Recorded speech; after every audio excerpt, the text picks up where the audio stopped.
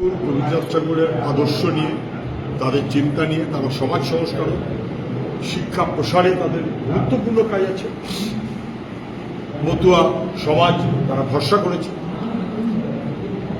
সেইটাকে 12টা বাজিয়ে দেওয়া হচ্ছে। সেই পরিবারের প্রমথরঞ্জন ঠাকুর এমপি হয়েছে, আমাদের সাথে তার রাজনীতির মিল ছিল, কিন্তু রাজনীতির মিল না থাকলেও ঠাকুর বাড়িকে রাজনীতির অংশে ফালা করা, বরং তখন মতুয়া মহাসংঘ তাতে নানান ধরনের লোক থাকতেন মতুয়া সমাজে। আমাদের বামপন্থী লোক অনেক ছিলেন, এখনো হয়তো কিছু আছেন, অনেক ছিলেন। কখনো মতুয়া বাড়িটাকে রাজনীতির ক্রীড়াক্ষেত্রে পরিণত করেন, অথবা মতুয়া বাড়িটাকে ভেঙে মতুয়া সমাজকে বিভক্ত করেন। আর এখন কি হচ্ছে, এ দায় কার?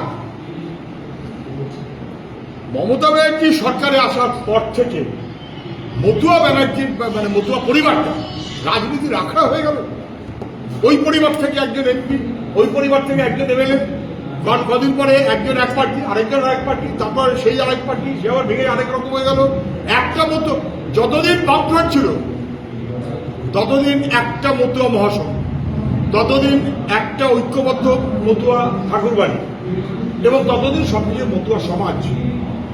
বামফ্রন্ট যখন চলে গেছে, বামফ্রন্ট তো রাজনীতি ঢোকাতে যায়নি, তৃণমূল আসার পর তৃণমূল রাজনীতি ঢুকিয়েছে, ফায়দা দিয়েছে। যত ফায়দা দিয়েছে তত ফায়দার মধ্যে ফায়দা হয়েছে।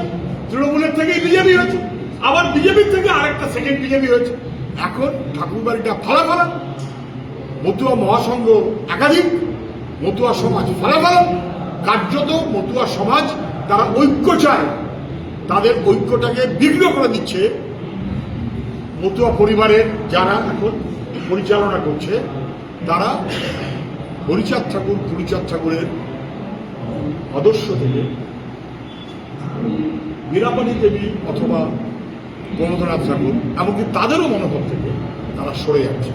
এটা মতুয়া সমাজ ভালোভাবে নিচ্ছে না, কখনোই এটা চলতে পারে না।